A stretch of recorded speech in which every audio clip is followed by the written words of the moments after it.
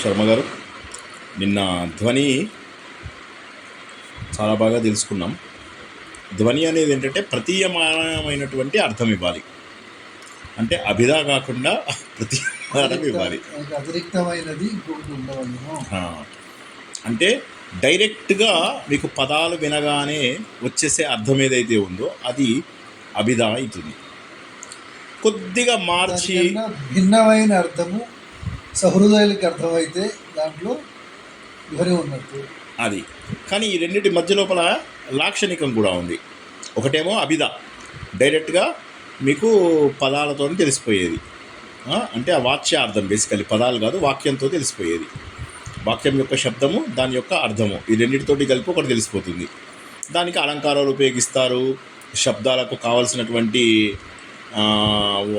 అలంకారాలు, అర్థాలకు కావాల్సినటువంటి అలంకారాలు, వృత్తులు, రీతులు ఇవన్నీ ఉపయోగించేస్తారు. చారుత్వం కూడా వాటి నుంచే వస్తుంది. చారుత్వం అంటే అందం. కావ్యం అనేది అందం, ఆహ్లాదంగా ఉండాలి. చదువుతున్న వాడికి బాగా అనిపిస్తుంది. ఈయన చదువుతూ ఉంటారు, మన చాగంట ఆయన, తర్వాత ఈయన పేరేంటి, సినిమాల్లో పాటలు రాస్తారు, ఆయన పేరేంటి, జొన్న విత్తులు ఆయన బుస్ బుస్ బుస్ అని చెప్పేసి పాము కవిత్వము, గుర్రపు డెక్కల శబ్దము ఇవన్నీ రాస్తారు. ఇవన్నీ శబ్దాలతోటి మనకి ఏదైతే అందాన్ని కలిగిస్తాయో అవన్నీ కూడా ఉన్నాయి, ఆల్రెడీ ఉన్నాయి. సో ఇవి కాక వ్యంగ్యమే కావాలి అనుకుంటే అభిధా కూడా వ్యంగ్యం ఇస్తుందని తెలుసుకున్నాం, లక్షణ కూడా వ్యంగ్యం ఇస్తుందని తెలుసుకున్నాం. ఎందుకంటే ఇది మనం కావ్య ప్రకాశంలో చూసుకుంటే గూఢమైనది, అగూఢమైనటువంటి వ్యంగ్యం ఉంటుందని చెప్పేసి తెలుసుకుని దానికి మళ్ళీ మనం లక్షణాత్తేన షడ్విధ అనేది చదువుకున్నాం కదా. ఆ 6 ఈ 2 6 12 ప్లస్ ఇంకొకటి ఎక్స్ట్రా వస్తుంది, 13 మనం నేర్చుకున్నాం. సో కాబట్టి వ్యంగ్యం అనేది అన్ని చోట్ల వస్తుంది, వ్యంగ్యం రాకపోవడం అనేది లేదు. కానీ ఇక్కడ ధ్వని అనేది వేరు. ధ్వని అనేది ఏంటంటే కంప్లీట్గా మీరు మీ సొంత మీనింగ్ని పక్కన పారేసి ఒక కొత్త మీనింగ్ చెప్తున్నారన్నమాట. నిన్న మనం వస్తు రూపం లోపల అదే తెలుసుకున్నాం. ఏంటంటే మన సొంత అర్థాన్ని మానేసి అది కొత్త రూపాన్ని చెప్తోంది కంప్లీట్గా. విధి, ప్రతిషేధం ఇవన్నీ మనం తెలుసుకున్నాం కదా. అప్పుడు ఏమైంది, కొత్త అర్థాన్ని తెలియజేస్తుంది అన్నమాట. అయితే దీనికి కావాల్సింది ఏంటంటే ముందు అసలు వాచ్యం లేనిది మీకు వ్యంగ్యం ఎక్కడి నుంచి వస్తుంది? ఫస్ట్ మీకు వాచ్యం ఉండి తినాల్సిందే. ఇప్పుడు మీరు అసలు మాటే పలకంది అవతల వాడికి ఎట్లా తెలుస్తుంది? దృశ్య కావ్యంలో సరే పాసిబుల్ అవుతుంది. ఇది కథ కాదు, సినిమా చూస్తాము, జయసుధ ఇలా కళ్ళు పెట్టగానే మనకు అక్కడ వ్యంగ్యం తెలిసిపోతుంది. కానీ ఎప్పుడైతే కావ్యం అవుతుందో కావ్యం లోపల మీకు ఆ వ్యంగ్యము మాత్రమే స్ఫురించాలంటే ముందు ఎంతో కొంత పలకడం అంటూ రావాలి, శబ్దము అర్థము రావాలి ముందు. ఆ శబ్దము అర్థము వచ్చిన తర్వాత దాన్ని బేస్ చేసుకొని మీరు వ్యంగ్యంలోకి వెళ్ళిపోతారు డైరెక్ట్గా. అంటే మీకు ఫండమెంటల్ వాచ్యార్థమే అయినప్పటికీ వాచ్యార్థం మీకు ఇంపార్టెంట్ కాదు. ఉదాహరణకి మీకు ఒక వాక్యం చెప్పాలి, శ్రీనివాసు అన్నం తిన్నాడు అని చెప్పాను అనుకోండి. శ్రీనివాస్ అనే దానికి సెపరేట్ అర్థం ఉంది, అన్నం అనే దానికి సెపరేట్ అర్థం ఉంది, తిన్నాడు అనే దానికి సెపరేట్ అర్థం ఉంది. 3 పదాలది అర్థం మీరు తీసుకోలేదు, మొత్తం అయిపోయాక వాక్యం యొక్క అర్థం గుర్తించారు, అవునా కదా? అంటే మీరు ఒక వాక్యం యొక్క అర్థం తెలుసుకోవాలంటే ఏం చేశారు, దాంట్లో ఉన్న పదాలన్నింటినీ తెలుసుకున్న తర్వాత ఆ పదాలను వదిలేశారు మీరు. శ్రీనివాసు నువ్వు అన్నం తిన్నావా అని మళ్ళీ అడగరు. శ్రీనివాస్ అన్నం తిన్నాడు అనగానే మీరు ఏమంటారు, వెరీ గుడ్, ఏం తిన్నారు అని అంటారు, అంతే డైరెక్ట్గా. అంటే మీరు వాక్యం యొక్క అర్థం తీసుకున్నారు, గ్రహించేశారు. అదేవిధంగా వాచ్యార్థంలోంచి మీకు డైరెక్ట్గా వ్యంగ్యార్థం కూడా తీసుకోవచ్చు. అంటే వాచ్యార్థం ఇంపార్టెంటే, అంటే అందులోపల ఉన్నటువంటి డైరెక్ట్ మీనింగ్ కూడా ఇంపార్టెంటే మీకు. కానీ ఆ డైరెక్ట్ మీనింగ్ని ఆధారంగా చేసుకుని దాన్ని పక్కకు పారేసి దాని అర్థాన్ని, దాని శబ్దాన్ని, దాని అర్థాన్ని పక్కన పారేసి కొత్త అర్థాన్ని తీసుకుంటే మాత్రమే అది ధ్వని. అంతేగాని దాన్నే యూజ్ చేశారనుకోండి, గంగాయాం ఘోష, అందులోపల ఏం చేశారు మీరు, గంగం యొక్క తీరము, గంగా తటే ఘోష అన్నారనుకోండి, అప్పుడేమవుతుందంటే అది అక్కడ ఆగిపోతుంది. అది తర్వాత దానికి మళ్ళీ మీరు గంగా తటే ఘోష, వాడు గంగాయాం ఘోష అనే బదులుగా ఉదాహరణకి గంగా తటే ఘోష అన్నాడు అనుకోండి, అక్కడికి ఆగిపోతుంది. కానీ అక్కడ ఆగకుండా వాడు గంగాయాం ఘోష అన్నాడంటే వాడి మీనింగ్ ఏంటి, ఏదో ప్రయోజనాన్ని ఆశించి వాడు చెప్తున్నాడు అది. కాబట్టి ఏంటంటే ఆ పదములు ఎంత స్ట్రాంగ్ ఉండాలంటే, మీరు మళ్ళీ జాగ్రత్తగా వినాలి, ఇక్కడ పదాలు ఎంత స్ట్రాంగ్ ఉండాలంటే అది వాచ్యార్థము ఇవ్వాలి, అవి ఆటోమేటిక్గా మీకు వ్యంగ్యార్థాన్ని స్ఫురింపజేసేలాగా ఉండాలి. అంటే వాచ్యార్థం కూడా ఇంపార్టెంటే. అంటే వాచ్యార్థంలో ఉన్నటువంటి సామర్థ్యం అనేది మొదటిది శర్మ గారు. ఓకే, వాచ్యార్థ సామర్థ్యం అనేటటువంటిది చాలా ఇంపార్టెంట్, అది మొదటిది. రెండోది ఏంటంటే విభావాదులు. విభావం అంటే ఏంటి? రసాన్ని పుట్టించాలి. మళ్ళీ ఒకసారి చెప్తున్నా, జాగ్రత్తగానండి. వాచ్యార్థం మీకు ఇంపార్టెంట్. ఆ వాచ్యార్థంలో ఉన్నటువంటి శక్తి కూడా మీకు ఉండాలి. ఎందుకంటే కవులు అలాంటి శబ్దాలే వాడాలి అని చెప్పేసి తర్వాత చెప్తాడు. మనం చెప్పుకోబోయే దాంట్లో కూడా చెప్తాడు. కవులు ఎలాంటి కావ్యాలు రాయాలంటే అలా వ్యంగ్యార్థాలు స్ఫురించేటటువంటి పదాలు శబ్దాలు వాడాలి అని చెప్పేసి చెప్తాడనమాట. అతను తర్వాత చెప్తాడు. అది ఇంకా ఇప్పుడే చెప్పలేదు. రసంలో ఉన్నాం కాబట్టి రసోత్పత్తి జరగాలి కాబట్టి జరగాలి. ఇలాంటి పదాలు వాడాలి అని తర్వాత చెప్తాడు. అయితే ఇప్పుడేం చెప్తాడు? ఈ రసం ఏదైతే ఉందో రసం ఉత్పత్తికి మనం ఏం తెలుసుకున్నాము? ఒక ఆలంబన కావాలి, ఉద్దీపన కావాలి అని చెప్పేసి మనము నాట్యశాస్త్రంలో తెలుసుకున్నాం. ఆలంబన అంటే ఏంటి? ఒక అబ్బాయికి ఒక అమ్మాయి ఆలంబన, అతడిలో ఉన్నటువంటి ప్రేమ భావము అనేటటువంటిది ఏదైతే ఉందో దాన్ని అతని ఆశ్రయం అంటారు. అతడి ఆశ్రయము ప్రేమభావం. కానీ అతని యొక్క విభావము, అతని యొక్క ఆలంబన ఎవరైతే ఉన్నారో అమ్మాయి, ఆ అమ్మాయి పైన తను మాట్లాడే మాటలు అంటే ఆ రసోత్పత్తి కలిగించడానికి, అంటే ఆమె లోపల కూడా ప్రేమని కలిగించడానికి అతను ఉపయోగించేటటువంటి మాటలు కానీ అవి కానీ దాన్ని విభావాలు అంటారు. విభావం అంటే ఏంటి? ఒక్క టైప్ ఆఫ్ స్థాయి భావాన్ని బయటికి లేపేవి మన లోపల. అంటే మీ మాటల ద్వారా వాటి ద్వారా వీటి ద్వారా వెన్నెల బాగుంది, అది బాగుంది, ఇది బాగుంది అని చెప్తే మానసిక స్పందనను కలిగించాలి. అది విభావం. సో విభావం ఎప్పుడు కూడా ఒక టైప్ ఆఫ్ మీకు రసాన్ని మాత్రమే బయటికి తీసుకొస్తుంది అనమాట. ఈ విభావం బాగా వచ్చిన తర్వాత అవతల వాళ్ళ నుంచి రెస్పాన్స్ బాగుందనుకోండి, దాన్ని అనుభావం అంటారు. అనుభావం అంటే ఏంటంటే అనుసరించే భావం. వాళ్ళు ఇలా కళ్ళు ఇలా ముందుకు పెడతారు, పక్కకు పెడతారు, చూపులు చూస్తారు, క్రీగంట చూస్తారు. ఇవి అనుభావాలు. అంటే విభావాన్ని అనుసరించి మీకు అనుభావాలు వస్తాయి. సో ఇంత జరగాలి ఇక్కడ.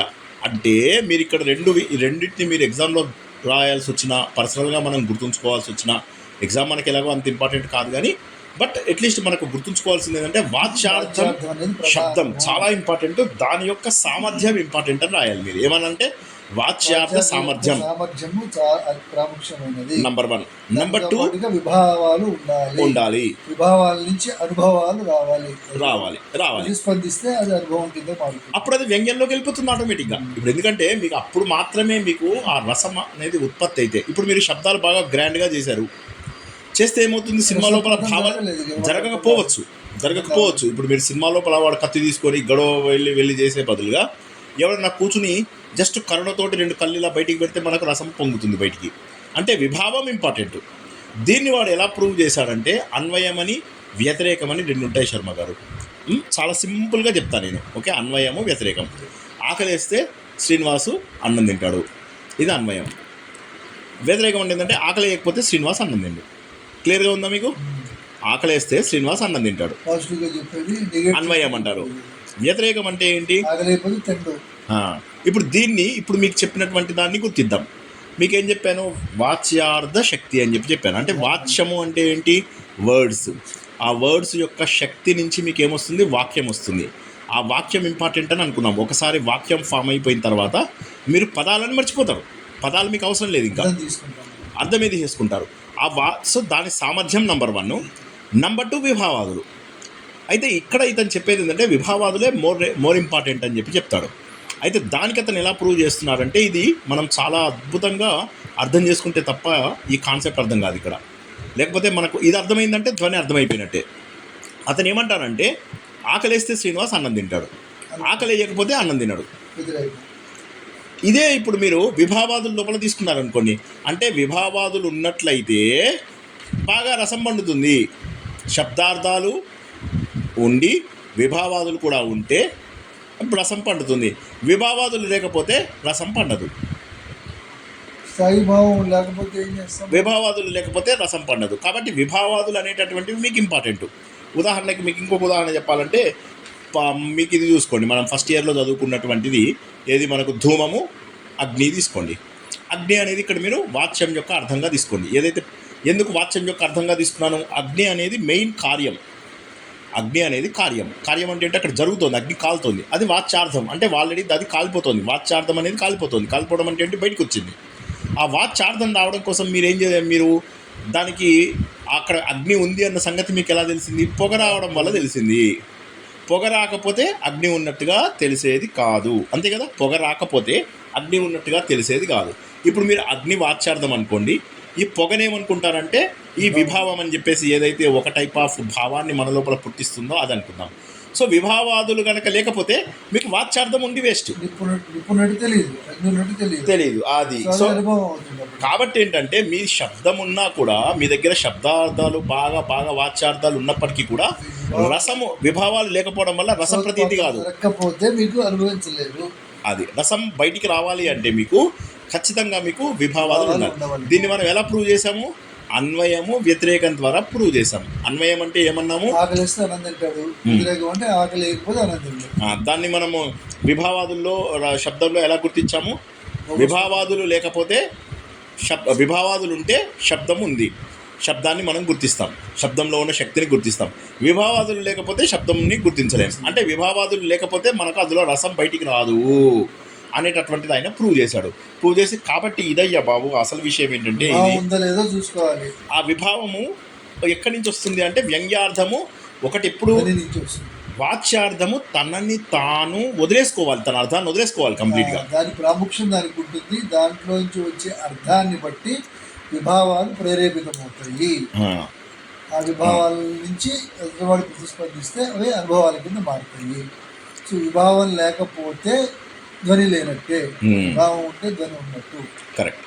సో అది ఇక్కడ చెప్పి ఆయన ఏమంటాడు, కాబట్టి రసమే ఆత్మ. ఇప్పుడు నిన్న మనం ఏం చేసాము?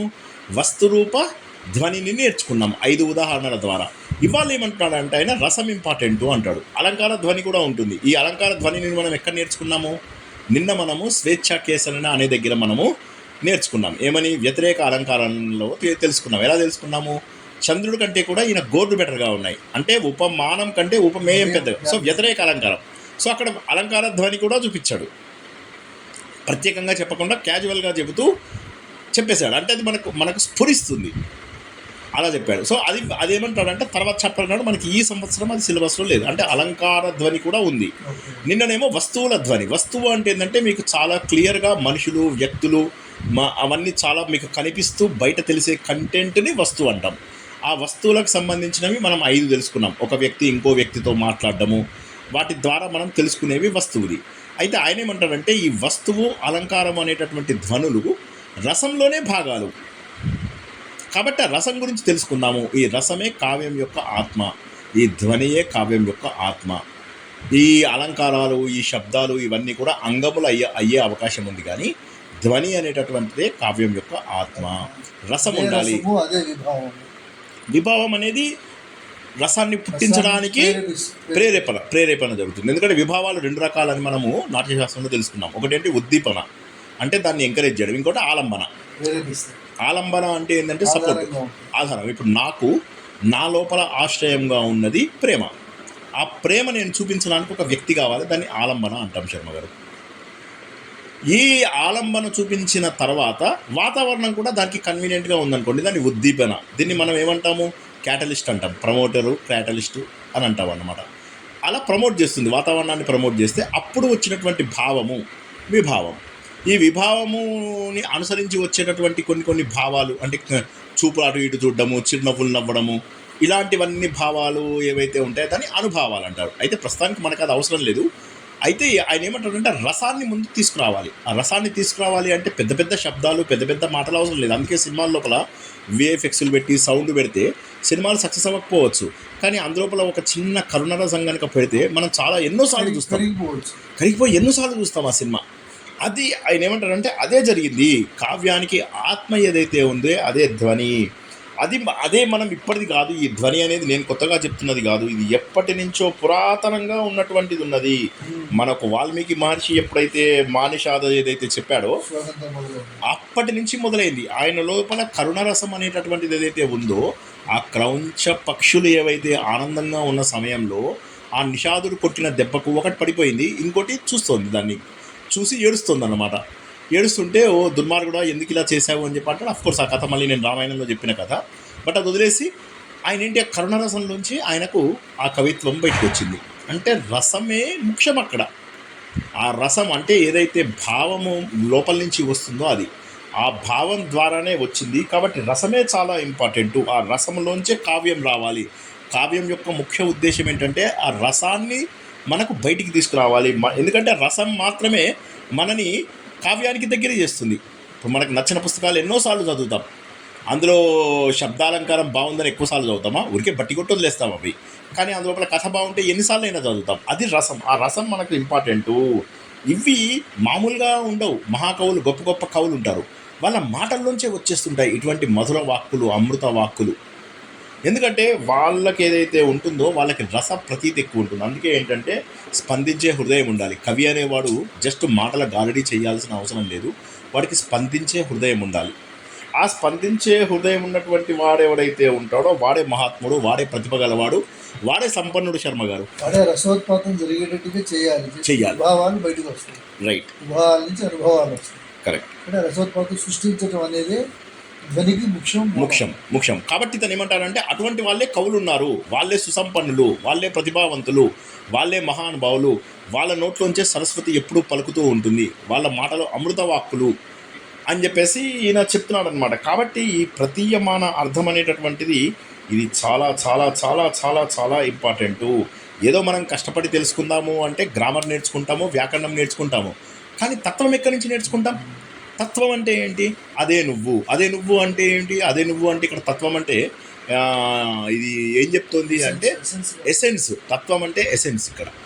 అదే నువ్వు అంటే అదే నువ్వు అని తెలుసుకోవడంలో, మనం తత్వమసిలో తెలుసుకోవడంలో ఏం చేస్తాము? మనం అసలు ఎసెన్స్ని తెలుసుకుంటాం. తత్వమసి లోపల నేనే భగవంతుడు అన్నటువంటి స్వరూపాన్ని అక్కడ రసరూపంలో తెలుసుకుంటాం. కాబట్టి తత్వం అనేది ఏంటంటే ఫిలాసఫీ, అందులో ఉన్నటువంటి అసలు సారం. సో రసం అనేది అసలు సారము, దాన్ని చూపించేదే ఈ ధ్వని. అయితే ఇది తెలుసుకోవడానికి వ్యాకరణం సరిపోదు.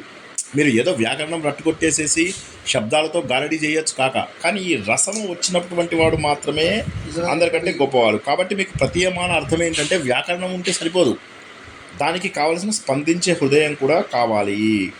కాబట్టి మీకు మంచి ఇప్పుడు మీరు పాటలు అవి ఉన్నాయనుకోండి, మీకు స్వరాలు అవి తెలిసిన వాళ్ళు, శృతులు అవి తెలిసిన వాళ్ళు ఇంకా కాస్త ఎక్కువగా ఆస్వాదించే అవకాశం ఉంది. అలాగే పాటలు పాడేవాళ్ళు కూడా పాటలకు ఆ స్వరాలకు అనుసరించి పాడగలుగుతారు.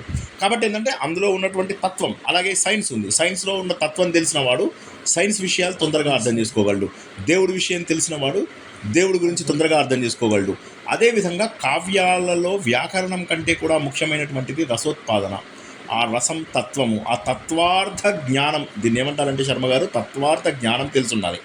తెలిసిన వాడు మాత్రమే ధ్వనిని కనుక్కోగలుగుతాడు. ఎవడు పడితే వాడు కనుక్కోడు. ఆ తత్వార్థ జ్ఞానం తెలుసుకున్నటువంటి వాడు మాత్రమే కనుక్కుంటాడు. అటువంటి పదాలు మాత్రమే ఉపయోగించిన వాళ్ళు మహాకవులు అవుతారు. ఎవడు పడితే వాడు, ఇందాక మనం అనుకున్నట్టు సుసంపన్నులు, ప్రతిభావంతులు, వీళ్ళందరూ ఏం చేయాలంటే జస్ట్ ఏదో నువ్వు వర్డ్స్ పెట్టేసేసి దాని లోపల గారడీ చేసేసి చెప్తే సరిపోదు, చేయలేవు. నువ్వు మహాకవివి కావు అప్పుడు. ఇప్పుడు కాళిదాసుది కానీ, ఇప్పుడు మనం శిశుపాల వద చదివాం మాగుడిది, చదువుతుంటే మనకు అవి చదువుతుంటే ఎన్ని రకాల శ్లేషలు అవి ఇవి బాగున్నాయి.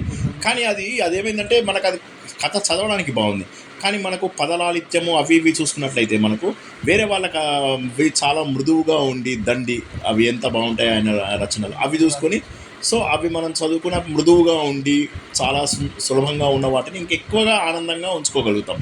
కాబట్టి మీరు పెద్దగా అలంకారాలు అవి ఇవి పెడితే, ఇప్పుడు మీరు మన ఈ సాహిత్య చరిత్రలో చదివినట్టయితే చాలామంది కవులు వాళ్ళ నాలెడ్జ్ని అందరికీ చూపించుకోవడం కోసమని విపరీతమైన వ్యాకరణ ప్రయోగాలు చేసేసేసి చాలా కన్ఫ్యూజ్ చేసేసారు. అంటే అసలు అర్థం పోగొట్టేసేసారు, అంటే అసలు కావ్యం యొక్క ఆత్మను పోగొట్టేశారు అన్నమాట వాళ్ళు. ఈయన ఏమంటాడంటే, నువ్వు మహాకవిగా అనిపించుకోవాలి అంటే వ్యంగ్యాన్ని, చమత్కారాన్ని తీసుకొచ్చేటటువంటివి వాడు అని అంటున్నాడు అని అంటాడు. ఇప్పటిదాకా మనం ఏం నేర్చుకున్నాం శర్మ గారు అంటే, ధ్వని అనేది కావ్యం యొక్క ఆత్మ అని చెప్పేసి తెలుసుకున్నాము. దీని యొక్క వస్తు అలంకారాల గురించి మనం నిన్న తెలుసుకున్నాము. ఇవాళ ఏంటంటే రసము అనేటటువంటిది ముఖ్యము. మీరు తెలుసుకున్నటువంటి వస్తువు కావచ్చు, మీరు తెలుసుకున్నటువంటి అలంకారాలు కావచ్చు, ఈ ధ్వనులు అవి కూడా they are part of this only. అంటే 3 రకాల ధ్వనులు ఉంటాయి: వస్తువు ధ్వని, అలంకార ధ్వని, రసరూప ధ్వని. ఆ వస్తు అలంకార ధ్వనులు కూడా రసరూపంలో ఉన్న ధ్వనులే కలిసిపోతాయి. కాబట్టి రసరూపమే అన్నిటికంటే గొప్పది. ఆ రసము మహాకవులకి మాత్రమే బయటకు వస్తుంది, వాళ్ళే సుసంపన్నులు. ఈ కావ్యాలు మనకి ఇంతకుముందు రాసినవన్నీ కూడా రసాలతో రాయడం వల్లనే అంత బాగున్నాయి. ఇప్పుడు రామాయణం ఇన్ని రోజుల తర్వాత కూడా ఎలా చూడగలుగుతున్నాం మనం? అదే ఇప్పుడు ఆదిపురుష్ సినిమా చూస్తే నాకు నచ్చింది కానీ చాలామందికి నచ్చలేదు. ఎందుకని? అందులో భావాలు పలికించలేకపోయారు. అంటే మీరు ఏంటంటే శబ్దాలంకారాలు అర్ధాలంకారాలు ఎక్కువ ఉన్నాయి ఆ సినిమాలో, కానీ భావం అనేటటువంటిది పలికించలేకపోయాయి, కదిలించలేకపోయాయి. కాబట్టి అది కదిలించాలి, అటువంటి వాడు మాత్రమే మహాకవి. ఇవి అర్థం చేసుకోవడానికి కూడా గొప్పతనం ఉండాలి, రాయడానికి కూడా గొప్పతనం ఉండాలనే పాయింట్ శర్మ గారు ఇక్కడ నేను చెప్పేది ఏంటంటే, రాసేవాడికి గొప్పతనం ఉండాలి, వాడు మహాకవి అవుతాడు. వాడు నోట్లోంచి తత్వార్థ జ్ఞానం తెలిసిన వాడు మాత్రమే అర్థం చేసుకోగలుగుతాడు. తత్వార్థ జ్ఞానం తెలిసిన వాడు అర్థం చేసుకుంటాడు, దాన్ని చెప్పేవాడు కూడా అటువంటి వాడై ఉండాలి అని అంటారు, రాయగలగాలి. ఇప్పుడు మేము చిన్నప్పుడు స్కిట్లు వేస్తున్నప్పుడు మా సార్ ఒకసారి నేను ఏదో మోనో యాక్షన్ చేస్తున్నా, ఆయన ఏమన్నానంటే, అరే నువ్వు నేను ఇది నేను అది అని చెప్పేసి తుపాకి రాముడు అనేస్తాం కదా, ఆ తుపాకి రాముడు వేస్తున్నప్పుడు నేను ఇది నేను అది అని చెప్పేసి చెప్తూ నేను అగస్త్య భ్రాతని అనే చెప్పరా అంటాడు. అంటే పేరు లేని ఉన్ని అని మీనింగ్ అనమాట. అగస్త్య భ్రాతని అంటే పేరు లేని ఉన్నాను. సార్ అది ఎవరికి తెలుస్తుంది సార్ అంటే, తెలిసిన వాడే ఎంజాయ్ చేస్తాడు రా అని అన్నాడు అన్నమాట. అది that is what I'm talking about. So ఈ సహృదయుల కోసమే రాస్తారు వాళ్ళు. సో ఇది నేను అదే చెప్తున్నా, ధ్వన్యాలోకం ఆల్వేస్ మేడ్ మీ ఎమోషనల్. ఇది తెలుసుకోవడం అనేది మనం ఎగ్జామ్ కోసం కానే కదా శర్మ గారు, ఎగ్జామ్ కోసము మీకు 1 అవర్లో అయిపోతుంది ఇది, కానీ it is not about exam, it is about the సారం. మనకి ఎంత అద్భుతమైన సారం ఉందంటే ఇందులోపల అది చెప్తున్నాడు అనమాట. కాబట్టి ఏంటంటే మనకు ముందుగా వాచ్యార్థం ఇంపార్టెంట్. ఆ వాచ్యార్థం మనకు వ్యంగ్యం ఇంపార్టెంటే, కానీ ఫస్ట్ వాచ్యార్థం తెలుసుకోవాలి. వాచ్యార్థం తెలుసుకోవాలంటే చాలా ప్రాముఖ్యమైనది. వాచ్యార్థం అంటే ముందు వాక్యం యొక్క అర్థాన్ని తెలుసుకోవాలి. అంటే పదముల యొక్క అర్థంతో వాక్యం ఎలా ఇంపార్టెంటో వాచ్యార్థం తెలుసుకున్న తర్వాతే వ్యంగ్యార్థం వైపుకి వెళ్తాం. అసలు వాడు ఏమి మాట్లాడకపోతే వ్యంగ్యార్థం ఎలా బయటకు వస్తుంది? కాబట్టి ముందు వాచ్యార్థం ఇంపార్టెంటే అని చెప్పేసి చెప్తున్నాడు. అంటే వ్యంగ్యార్థం యొక్క జ్ఞానం కలగాలంటే మీకు వాచ్యార్థం తెలియాలి. ఫస్ట్ వాచ్యార్థం అనేది ఉంటే దాంట్లో ధ్వని ఉందో లేదో తెలుస్తుంది. ఆయన ఉండకపోవచ్చు, చాలాసార్లు ఉండకపోవచ్చు, 99% ఆఫ్ ద టైమ్స్ ఉండకపోవచ్చు, కానీ ఫస్ట్ అది విన్న తర్వాతే మీరు చెప్పచ్చు. Then only you will be able to decide. వ్యంగ్యార్థం యొక్క జ్ఞానం కూడా వాచ్యార్థం నుంచే కలుగుతుంది. కానీ ఆ వాచ్యార్థం ఎలా కలుగుతుంది అంటే, మీరు ముందు పదాలన్నిటినీ కలుపుకుంటే వాక్యం యొక్క అర్థం వస్తుంది. వాక్యాల యొక్క అర్థము పదాలని మర్చిపోతాం మనం. అదేవిధంగా ఎప్పుడైతే మీకు ప్రతీయమాన అర్థం వస్తుందో, అంటే ఏదైతే మీకు ఇండైరెక్ట్ మీనింగ్ ఏదైతే వస్తుందో, అప్పుడు వ్యంగ్యార్థం ఏదైతే వస్తుందో, చమత్కార మీనింగ్ ఏదైతే వస్తుందో, అప్పుడు మీరు దీని వాచ్యార్థాన్ని మర్చిపోతారు. You can just forget it. కాబట్టి ఏంటంటే వీడికి ముందు వాచ్యార్థం కలిగినా కూడా ఈ సహృదయులందరూ కూడా ఏంటంటే అందులో ఉన్నటువంటి తత్వాన్ని గుర్తించడానికి ఎక్కువ ఇష్టపడతారు. అంటే వాచ్యార్థం కోసం వీళ్ళు విముఖులై ఉంటారు. వాచ్యార్థం నాకు పెద్ద అవసరం లేదు అని అనుకుంటారు, కానీ వాచ్యార్థం వింటారు, వినక తప్పదు. పదాల నుంచి వాక్యాలు వచ్చాయి, వాక్యాల నుంచి మీకు వాచ్యార్థం వస్తుంది, వాచ్యార్థంలోంచి మీకు వ్యంగ్యార్థాన్ని వెతుక్కుంటాడు. కాబట్టి ఏంటంటే వాడికి వెంటనే స్ఫురిస్తుంది. అవతల వాళ్ళకి అర్థమైనా కాకపోయినా తత్వార్థ జ్ఞానం ఉన్నటువంటి వాళ్ళకి వెంటనే త్రుటిలో అర్థమవుతుందంట, వాడు ఫటక్మని అర్థమైపోతుంది అని చెప్పేసి చెప్తున్నాడు అనమాట. కాబట్టి వ్యంగ్యార్థం అనేటటువంటిది ఒకటి ప్రత్యేకంగా ఉంది. ఈ వ్యంగ్యార్థం రావడం కోసం అని చెప్పేసి ఇవి ఏం చేస్తాయంటే, ఈ వాచ్యార్థంలో శబ్దము తన అర్థాన్ని వదిలేసుకుంటుంది, అర్థం తన అర్థాన్ని వదిలేసుకుంటుంది. శబ్దము తన అర్థాన్ని వదిలేసుకుంటుంది, అర్థము తన అర్థం. మామూలుగా ఏమవుతుంది, మనం ఇంతకుముందు నేర్చుకున్న అభిధా రూపమైనటువంటి వ్యంగ్యాలలో, లక్షణ రూపంలో ఉన్నటువంటి వ్యంగ్యాలలో ఒకసారి శబ్దంది పై చేయి ఉంటే ఇంకోసారి అర్థంది పై చేయి ఉంది. అంటే ఒకసారి శబ్దం గనక వ్యంగ్యమిస్తుంటే అర్థం దానికి సపోర్టింగ్ రోల్ వేసింది. అదేవిధంగా అర్థం కనుక ఎక్కువ రోల్ ప్లే చేస్తే శబ్దం దానికి సపోర్టింగ్ రోలు వేసింది అనమాట. ఈ సపోర్టింగ్ రోల్ని సహకార వ్యంజనం అంటారు. సహకార వ్యంజనం అంటే ప్రధాన వ్యంజనం, సహకార వ్యంజనం. సో ఇవి ఉంటాయి అన్నమాట, ఉన్నాయి. కాబట్టి మీరేంటంటే ఈ ధ్వని అనేటటువంటిది అర్థాన్ని గుర్తించాలి. ఈ ధ్వని అనేటటువంటిది వ్యంగ్యము ఎప్పుడైతే తన యొక్క ఒరిజినల్ మీనింగ్ని వదిలేసి కొత్త మీనింగ్ని మనకు అందిస్తాయో, వ్యంగ్యార్థం అంటే అదే కదా, నిన్న ఉండు అంటే వెళ్ళు అని మీనింగ్ వచ్చింది కదా, అలా వచ్చినప్పుడు మాత్రమే మనకు అందులో ధ్వని ఉన్నట్టు. ధ్వని అంటే ఏంటి అంటే వాచ్యార్థము ధ్వనింపజేసేది ధ్వని. దీని విగ్రహవాక్యం తీసుకుంటే అంటే శబ్దము అర్థము రెండూ కూడా ధ్వనే. వాచ్యం లోపల ఉన్నటువంటి శబ్దము అర్థము కూడా ధ్వనే, ధ్వనింపజేసేది. కాబట్టి ఇంకోటి ఏంటి, ధన్వతే ఇది ధ్వని అంటే ధ్వనింపజేసేది. అంటే మనకేంటి స్ఫురింపజేది. ఇక్కడ ధ్వనింపజేసేది అంటే స్ఫురింపజేసేది అని అర్థం చేసుకోవాలి మనం. స్ఫురింపజేసేది ఇదన్నమాట. అంటే ధ్వనిని ధ్వనింపజేసేది అనేది మూడోది. ధ్వననం ధ్వని అంటే ధ్వని అంటే ఏంటంటే ధ్వని యొక్క వ్యంజక వ్యాపారం అంటే ఏంటంటే ఒకదాన్ని ఇంకొక వ్యంగ్యాన్ని వ్యంజకంని వ్యంగ్య వాక్యంగా మార్చేదన్నమాట. లక్షణంగా మార్చేది. వాచ్యం యొక్క అర్థాన్ని మీకు వాచకంలో ఇలా మార్చేది. ఇవేవైతే ఈ ఈ ఈ ఈ ప్రాసెస్ ఏదైతే ఉందో ఆ ప్రాసెస్ని చేష్ట లేదా వృత్తి లేదా వ్యాపారం అంటారన్నమాట. ఈ వ్యాపారాల వల్ల మనం ఏంటంటే అటువంటి వాటిల్లోకి దిగుతాం. ఇప్పుడు మనకు వ్యంగ్యార్థం రావాలి అంటే మనకి వ్యంజన వ్యాపారం అనేటటువంటిది జరగాలి. సో కాబట్టి అందువల్ల మనకేమవుతుందంటే ఈ ఏమంటారు ఇందులో శబ్దాలు అర్థాలు మనకు ఇంపార్టెంటే. కాకపోతే వాటి వాచ్యార్థాన్ని అవి వదిలేసుకుని ప్రతీయమానమైనటువంటి అర్థం కోసం అవి ఉంటాయి అని చెప్పేసి తెలుసుకుంటాం అన్నమాట. ఎందుకంటే ఇప్పుడు మనకు ఈ అలంకారాల లోపల అనుప్రాసాలు అనేటటువంటి శబ్దాలంకారాల లోపల వీటి లోపల కేవలము వాచకాలు మాత్రమే ఉన్నాయి. అంతేనా? మీకు జస్ట్ అందులోపల శబ్దమే ఉంది. కానీ మరి అలంకారాలలో మీకు ఆ వాచకాలలోంచి మాత్రమే మీకు మీనింగ్ వస్తుంది. కానీ అందులో ధ్వని ఎక్కడిది? కాబట్టి నువ్వేమన్నావు, నన్ను ఇంతకుముందు అలంకారాలు ఉన్నాయి కాబట్టి ధ్వని అవసరం లేదు అని చెప్పేసి అన్నావు. కానీ అలంకారాలు డిఫరెంట్ ఇవ్వడం లేదు. కాబట్టి అదే ఆయన ప్రూవ్ చేస్తాడు తర్వాత. మళ్ళీ చాలా ఉంటాయి అందులో అలంకారాలు. చూద్దాం, వీలుంటే ఇవాళ చెప్పుకుందాం, లేకపోతే రేపు చెప్పుకుందాం.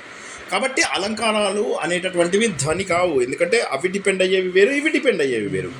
తర్వాత నువ్వేమంటున్నావు, ప్రసిద్ధమైనటువంటి దానిలో రెండవ దీంట్లో ధ్వని లేదు అని చెప్పే వాళ్ళలో రెండవ వికల్పం ఏమొచ్చింది మనకు? ప్రసిద్ధమైనటువంటి ఆల్రెడీ పాపులర్ మెథడ్ ఒకటి ఉంది. ఆ పాపులర్ మెథడ్ని నువ్వు ఎందుకు డిస్టర్బ్ చేస్తావు? పాపులర్ మెథడ్ అంటే దీనికి కొంతమంది ఎగ్జాంపుల్ చెప్తారు.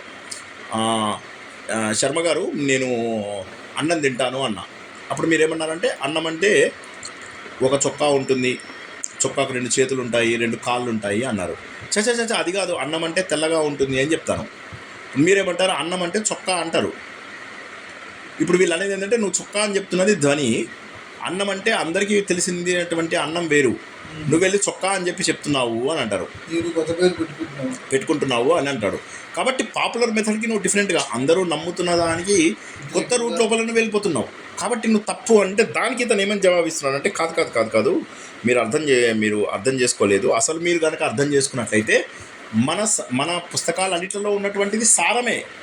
ఆ సారము, ఆ తత్వమే మన అన్ని వాక్యాలలో కూడా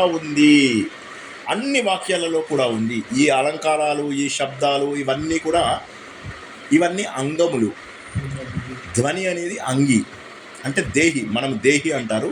మనకున్నటువంటి భాగాలన్నీ కూడా మనకు అంగములు. అదేవిధంగా అంగి. కాబట్టి ఇది ఏంటంటే ఆత్మ, ఇది మిగతా వాటిని కలిగి ఉంది. ఎప్పుడైతే చనిపోయినటువంటి శరీరము ఎన్ని అలంకారాలు చేసి ఎంత చేసి లాభం ఏంటి? కాబట్టి ఆ ఆత్మ ఇది ఎప్పటి నుంచో ఉంది. మన ఏ పుస్తకం చదివినా, ఏ వాక్యం చదివినా కూడా ఇవి ఆల్రెడీ ఎస్టాబ్లిష్ అయ్యాయి. ఆ విషయాన్ని మీరు గుర్తించలేకపోతున్నారు.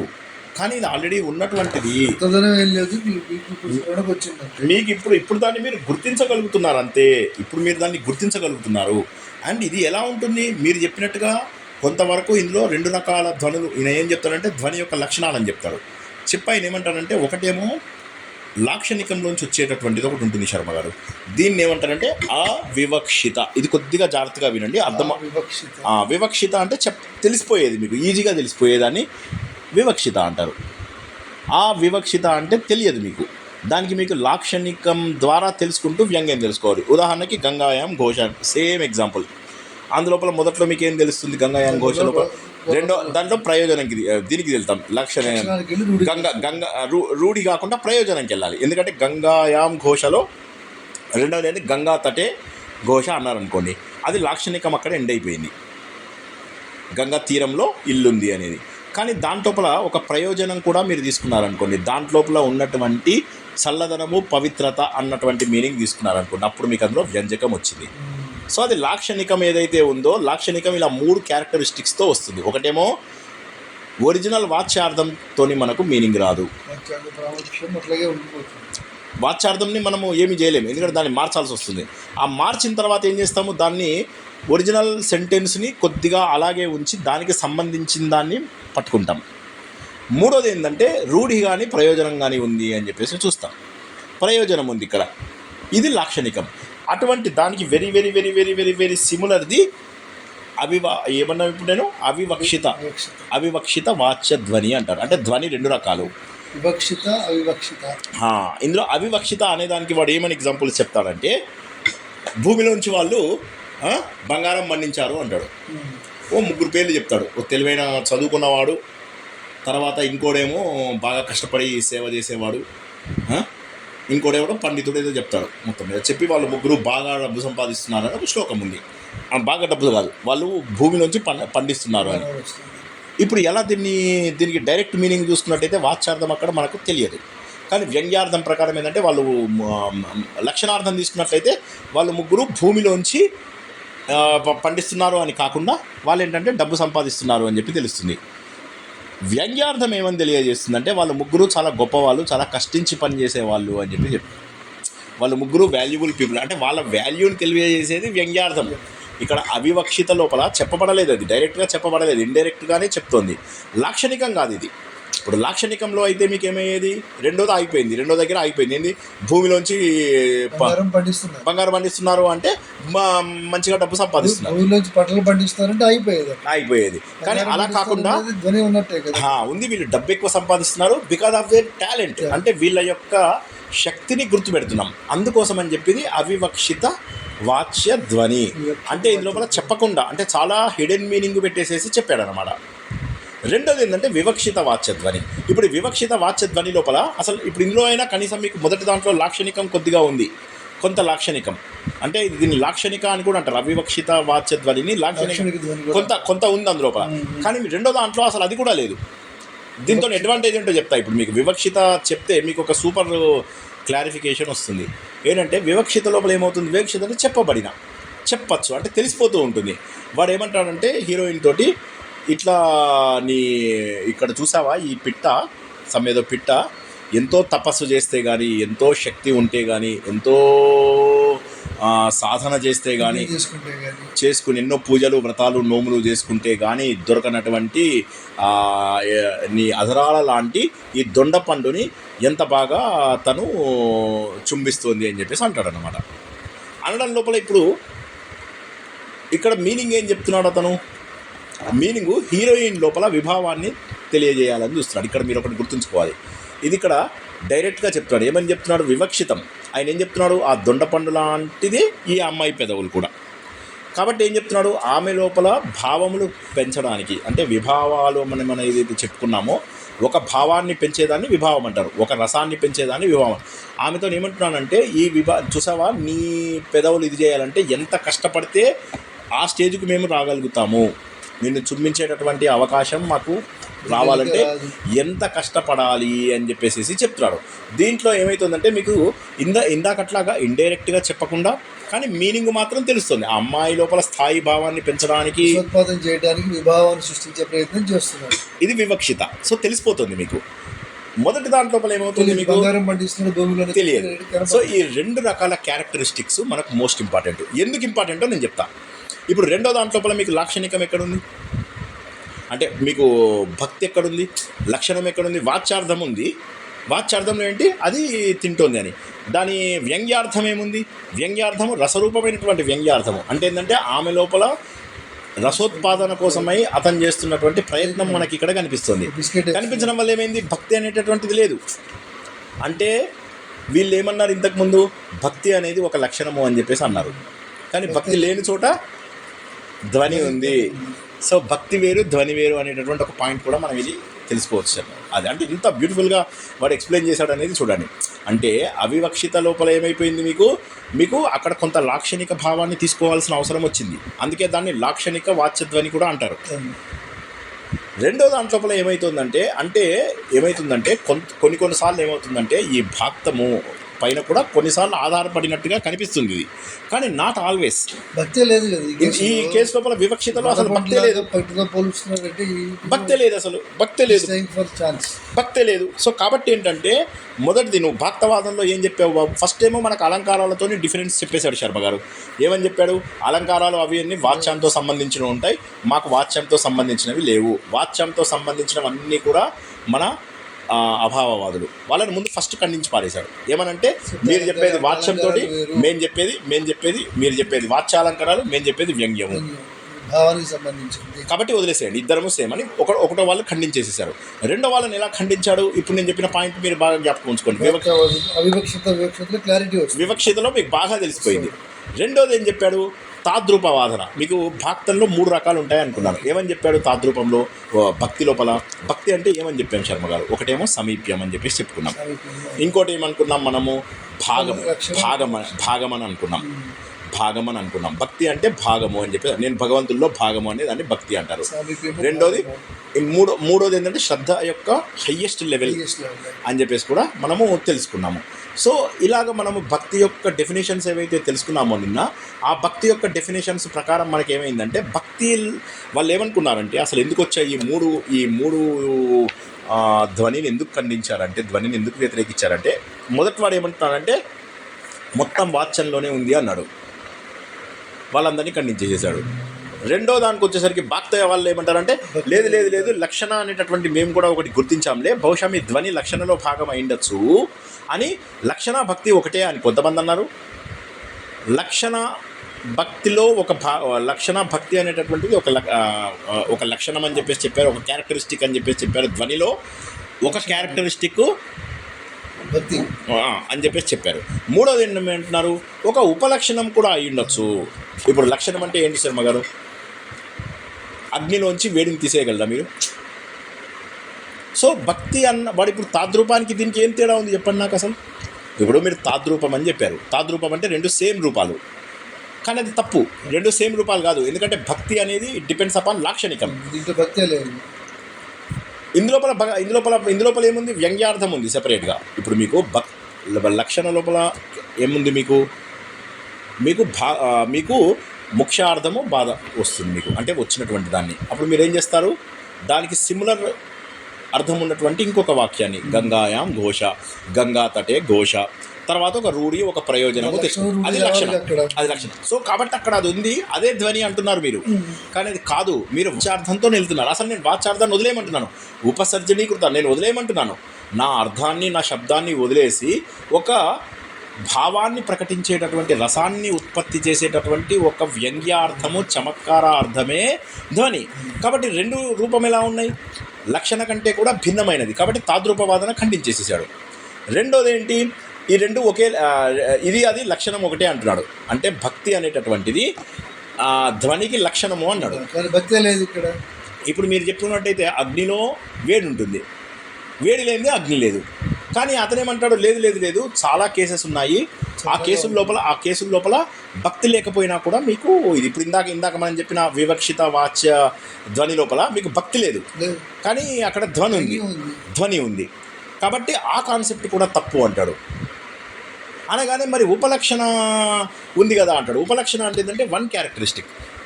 ఉపలక్షణ అంటే 1 క్యారెక్టరిస్టిక్ శర్మ గారు. ఏదో అంటే నాట్ ఆల్.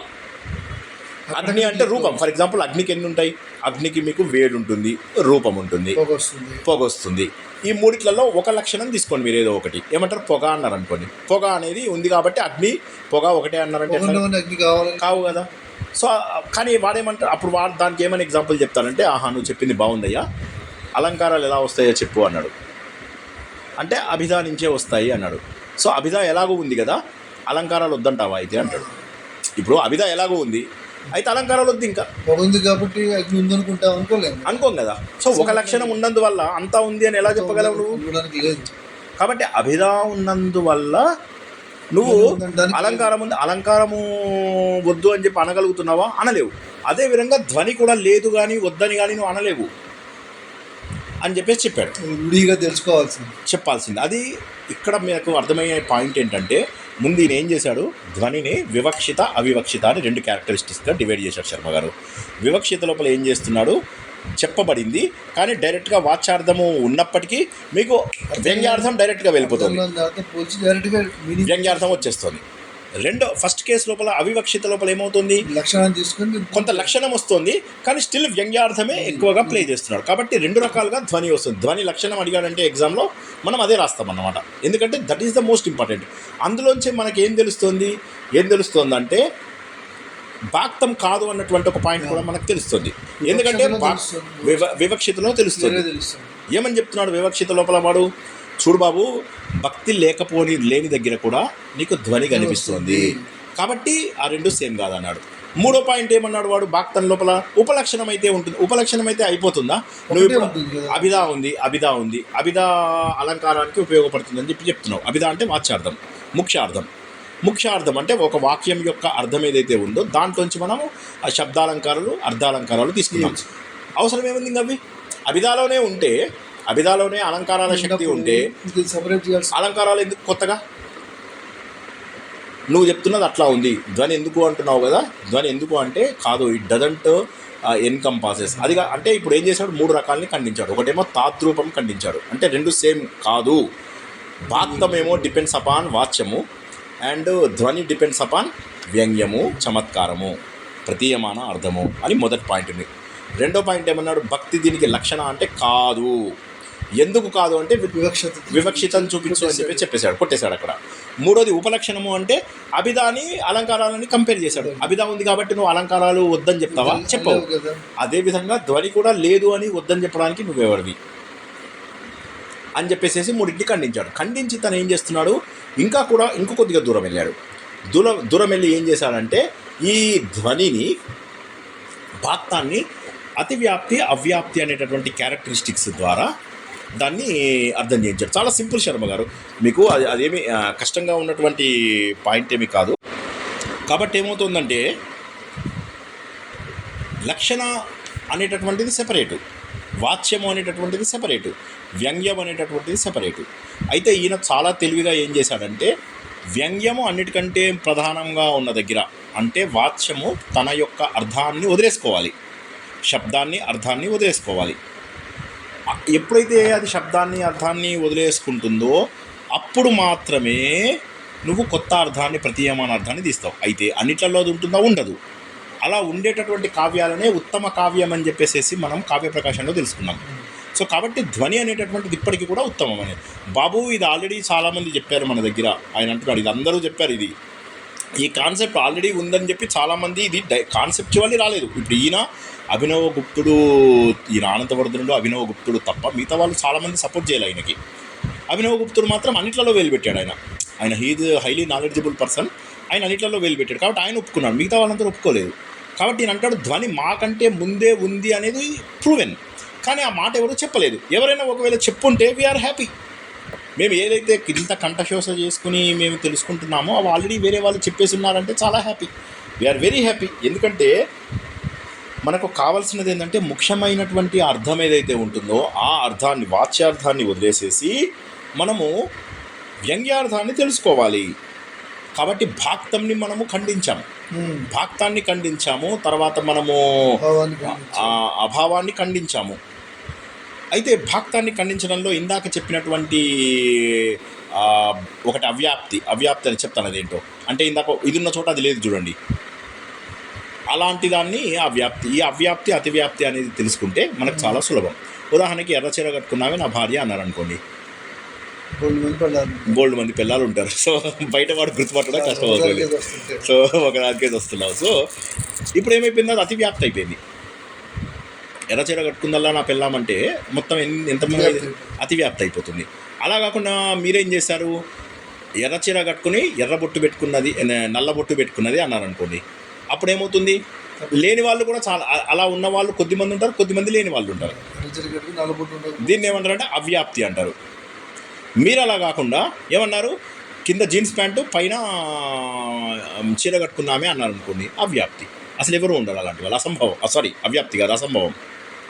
అతివ్యాప్తి, అవ్యాప్తి, అసంభవం. ఈ దోషాలు రాకూడదు అక్కడ. మీరు ఎప్పుడైతే కావ్యాలు తయారు చేస్తారో ఆ దోషాలు రాకూడదు, ఉండకూడదు. దానికి మన దాంట్లో రఘువర ప్రసాద్లో ఒకటే ఎగ్జాంపుల్ ఇచ్చారు, బట్ వేరే చోట 3-4 ఎగ్జాంపుల్స్ ఇచ్చారు. అన్నిట్లలో చెప్పేది ఒకటే మాట ఏంటంటే, ఉదాహరణకు ఒక మాట చెప్తా చూడండి, అందులో అతివ్యాప్తి ఎలా అయిందో చెప్తాను. అతివ్యాప్తి అంటే ఏంటి? అవ్యాప్తి మీరు ఇందాక తెలుసుకున్నారు. అవ్యాప్తి అంటే ఒక దగ్గర ఉండి ఒక దగ్గర లేకపోతే అది అవ్యాప్తి. అతివ్యాప్తి అంటే ఏంటంటే మీరు అన్నిట్లలో అదే ఉంది అని చెప్పారనుకోండి. ఇప్పుడు నేను చెప్పినట్టు ఎర్రచీర కట్టుకుందల్లా నా పెళ్ళాం అన్నట్టుగా కొమ్ములు ఉన్నవన్నీ కూడా ఆవులు అన్నాను అనుకోండి, అది అప్పుడు ఏమవుతుంది, కొమ్ములు లేనివి కూడా, కొమ్ములున్న వేరే జంతువులు కూడా ఆవులు అయిపోతాయి. అలా కాకుండా అయ్యయ్యో కాదు కాదు కాదు కాదు ఆవంటే కొమ్ములు ఉండి నల్లగా ఉండాలి అన్నారు అనుకోండి, అప్పుడు ఓన్లీ కొన్ని మాత్రమే ఫిల్టర్ అవుతుంది తప్పితే దాన్ని అవ్యాప్తి ఉంటాయి. అవ్యాప్తి అంటారు. ఇప్పుడు మనకి ఇక్కడ అవ్యాప్తి కండిషన్ ఎక్కువ ఉంది, ఎందుకంటే కొన్ని చోట్ల భక్తి ఉంటుంది, ధ్వని ఉన్న చోట వాచ్యార్థం ఉంటుంది, ధ్వని ఉంటుంది, ధ్వని ఉన్న దగ్గర కొంత భక్తి కూడా ఉంటుంది, అది అవ్యాప్తి అవుతుంది. కానీ మనము అతివ్యాప్తిని ప్రూవ్ చేయలేకపోయాం. అతివ్యాప్తిని కూడా అంటే ఆల్రెడీ మనకు ప్రూవ్ అయిపోయినట్టే, కానీ ఇంకా కూడా ఎక్స్ట్రాగా మనకి ఏమి ఇచ్చాడంటే ఒక 4-5 శ్లోకాలు ఇచ్చాడు. బట్ రఘువర ప్రసాద్ గారు ఒకటే శ్లోకంలో చెప్పేశాడు అతివ్యాప్తి అంటే ఏంటి, అన్ని చోట్ల ఉందని చెప్పేసి చెప్పేయడం. ఉదాహరణకు అక్కడ ఆయన ఏమి ఇచ్చాడంటే పూర్వకాలం లోపల బాగా తాపం అది కలిగినప్పుడు మగవాళ్ళు కానీ ఆడవాళ్ళు కానీ మంచి బిసిని పత్రం శయనం అని చెప్పేసి ఆ పత్రాల మీద మంచిగా పడుకునేవాళ్ళు అనమాట. పడుకోవడం వల్ల ఏమవుతుంది, ఆ వేడి శరీరంకు ఉన్నటువంటి వేడికి చందనము ఆకులు లాగేసి ఆకులు వాడిపోతాయి. అయితే అప్పుడు ఆ బిసిని పత్రం అనేటటువంటిది ఏదైతే ఉందో ఆ బిసిని పత్రము ఎక్కడ కాలకుండా ఉంటుంది అంటే ఆమె ఈ చెస్ట్ పోర్షన్కి కింద బాటమ్ పోర్షన్కి మధ్యలో ఉన్నటువంటి పోర్షన్ ఏదైతే ఉంటుందో దానికి తగలదు కదా, మిగతా పోర్షన్ అంతా తగులుతుంది కానీ తగలదు. అది మాత్రం గ్రీన్ కలర్లో ఉంది. సో ఈమె అటు ఇటు దొరలడము ఇవన్నీ కూడా చేస్తుంది కదా, చేయడం వల్ల ఏమవుతుందంటే ఆ బిసిని పత్రము అనేటటువంటిది ఏదైతే ఉంటుందో అది చెప్తోంది అంటున్నాడు. అది చెప్పడం అంటే అది ఎలా చెప్తుంది అసలు, అది చెప్తుంది అన్నదానికి అప్పుడు మనం ఏం చేయాలంటే మనం ఏం చేయాలంటే అది చెప్పదు బాబు, అది చెప్పదు, అది ఏం చెప్తుందంటే అది సూచిస్తోంది అని చెప్పేసి చెప్పాడు. అంటే వీడు ఏం చేస్తున్నాడు, భక్తిని ఎక్స్టెండ్ చేస్తున్నాడు, అన్నిటికీ ఎక్స్టెండ్ చేసేస్తున్నాడు, ప్రతిదానికి ఎక్స్టెండ్ చేసేస్తున్నాడు. అంటే అతివ్యాప్తి. ఇక్కడ ధ్వని లేదు. ఇప్పుడు నువ్వు చేస్తున్నదేమో అతివ్యాప్తి, అన్నిటికీ ఉందని చెప్తున్నావు, అందులోపల భక్తి ఉంది కానీ ధ్వని లేదు. ధ్వని అంటే ఏంటి, పూర్తిగా వాళ్ళు చెప్తున్న మీనింగ్కి సెపరేట్ మీనింగ్ ఏదన్నా ఉండాలి. కానీ ఇక్కడేమైంది, నీకు లక్షణికార్థమే వస్తుంది. ఎందుకు, ముఖ్యార్థం బాధించింది. ఏమని, బిసిని పత్రం ఎలా చెప్తుంది, చెప్పదు. కాబట్టి ఆ బిసిని పత్రం చెప్తుంది అనే వర్డ్ని తీసేసేసి బిసిని పత్రం సూచించింది అని చెప్పి చిన్న వర్డింగ్ చేంజ్ చేశాడు.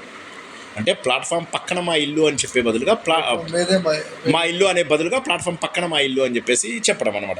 చెప్పడం వల్ల ఏమైంది, అన్నిటికీ నువ్వేదైతే అతివ్యాప్తి తీసుకెళ్తున్నావో అలా అతివ్యాప్తి కాదు, అన్నిటికీ నువ్వు పెడదామని చూస్తున్నావో అది తప్పు.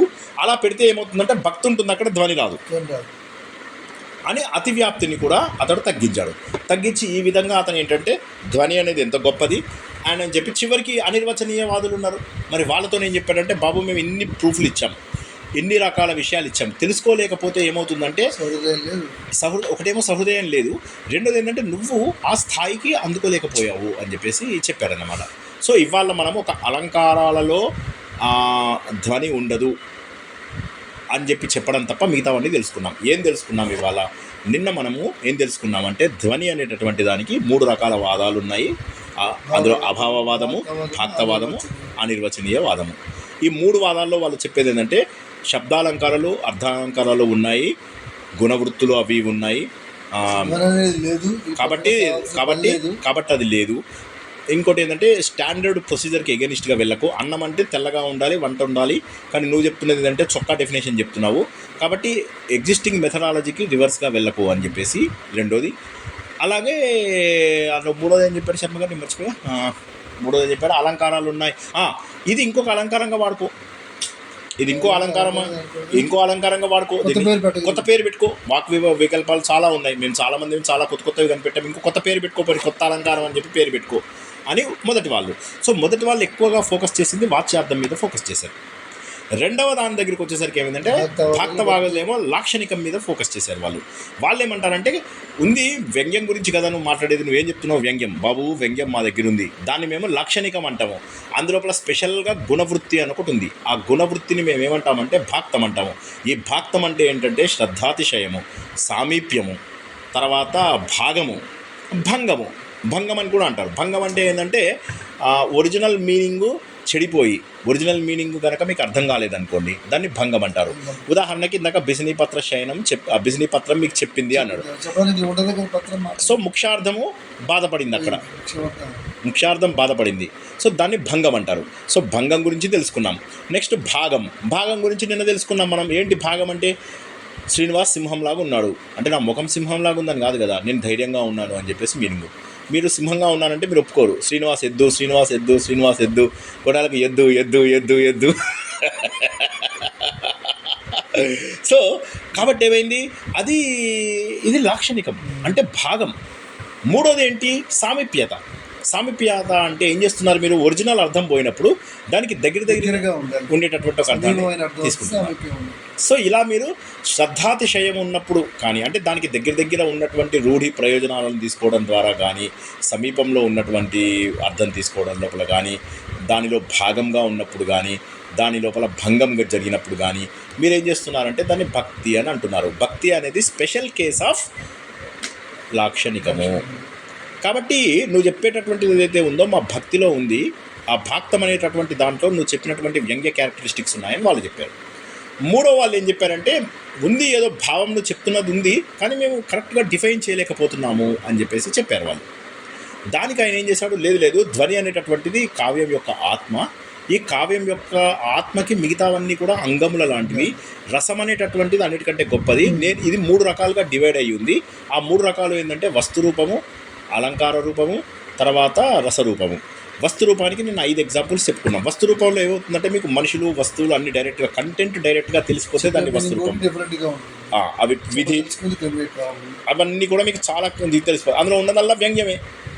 సో కాబట్టి అందులోపల మీకు లాక్షణికం ఎక్కడుంది అంటున్నాడు వాడు. లాక్షణికం లేదు అందులోపల, మీకు లాక్షణికం లేదు. మీరు అది వినగానే మీ మైండ్ సెట్ ఉంది కాబట్టి మీకు అర్థమైపోతుంది అది అని చెప్పేశారు. తర్వాత నెక్స్ట్ ఏమైంది, వస్తు రూప వ్యంగ్యం చెప్పిన తర్వాత అలంకార రూప వ్యంగ్యము నేను ఇంకో చాప్టర్లో చెప్తాను, లేదు పెద్దది అని చెప్పి వదిలేశాడు. మూడోది ఏంటి, రసరూపం. రసరూపం వచ్చినప్పుడు ఆయన రెచ్చిపోయి ఏమన్నాడంటే అన్నిటికంటే గొప్పది రసమే, కావ్యం యొక్క ఆత్మనే రసము.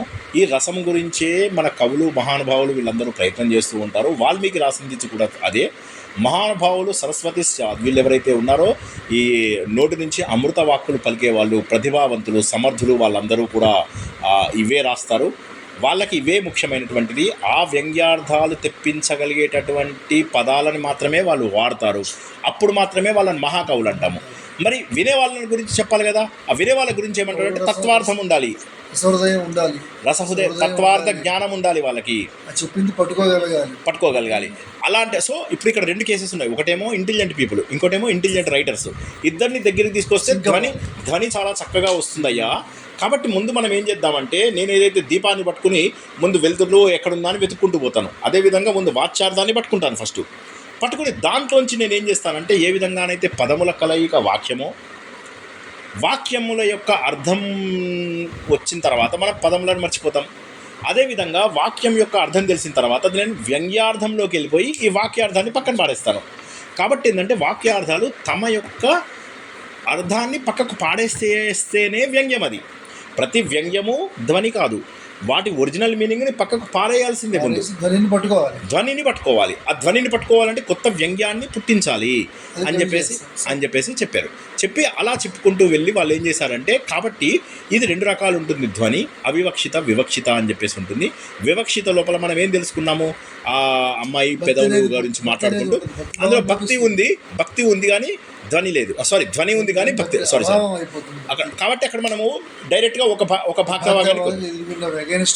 తర్వాత ఏమన్నాడు, అలంకారాలు, తర్వాత వృత్తులు, వీటన్నిటి గురించి వాటి గురించి ఏం చెప్పాడు. ముందు మీ అలంకారాలలో వీటిలో అన్ని వాచ్యార్థం పైన బేస్ చేసుకున్నాయి. But we are not dependent on them. అంటే లక్షణం ఉంది కదా, అంటే లక్షణం అనేది నథింగ్ బట్ తోక ఆఫ్ అభిధ యొక్క కంటిన్యూయేషనే మీకు లాక్షణికం. కానీ వ్యంగ్యార్థం అలా కాదు. వ్యంగ్యార్థం ఇది పట్టుకుని వేరే మీనింగ్ని వెతుకుతుంది. కాబట్టి లాక్షణికము అభిధాకి, లక్షణకి కానటువంటిది ఏదైతే ఉందో అదే ఇవ్వాలి. సో ఇచ్చేది మాత్రమే నా లక్షణం అని. దీనికి ఆయన ఏం చెప్పాడు, అవివక్షిత, వివక్షిత లోపల ఏం చెప్పాడు. అవివక్షిత లోపల ఏంటంటే తెలియకుండా చెప్పి మీకు లాక్షణికం రూపంలో తీసుకొని బంగారం పండించాడు. వివక్షిత లోపల ఏం చేశాడు, భక్తి లేదు అందులో. అప్పుడు ఏమైంది, భక్తి లేకపోయే భక్తి ఎగిరిపోయింది. సో దానికి ఆయన ఏం చేశాడు, చూసావా ఇక్కడ అభావం ఉంది అని చెప్పాడు. ఇంకా అంటే లక్షణం కాదు అని చెప్పాడు. అంటే ప్రతి చోట అగ్ని ఉన్న చోట, వేడి ఉన్న చోట అగ్ని ఉండాలి అంటే ఇప్పుడు అది దాని యొక్క లక్షణం. భాక్తం అనేటటువంటిది ధ్వని యొక్క లక్షణము అని చెప్పాడు. ఒకటేమో తాద్రూపము, ఇది తాద్రూపం కాదు అని చెప్పాడు.